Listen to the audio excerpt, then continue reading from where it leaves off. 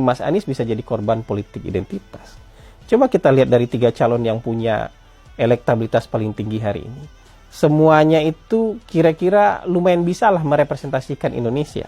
Mas Ganjar misalnya. Mas Ganjar itu walaupun orang tuanya keduanya Jawa, mertuanya Jawa, istrinya juga Jawa.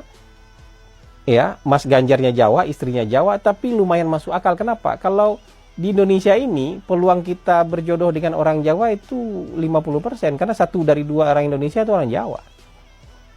Kan gitu.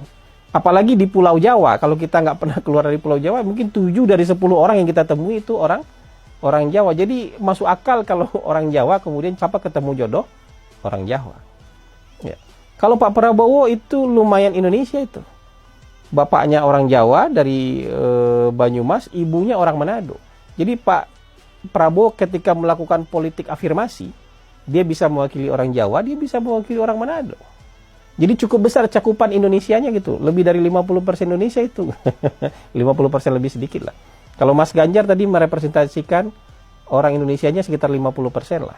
Mas Anies, ibunya Arab, bapaknya Arab, kakeknya Arab. Mas Anies nikah dengan WNI keturunan Arab.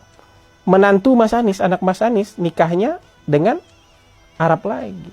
Jadi Mas Anies kalau merepresentasikan Indonesia agak kurang keindonesiaannya.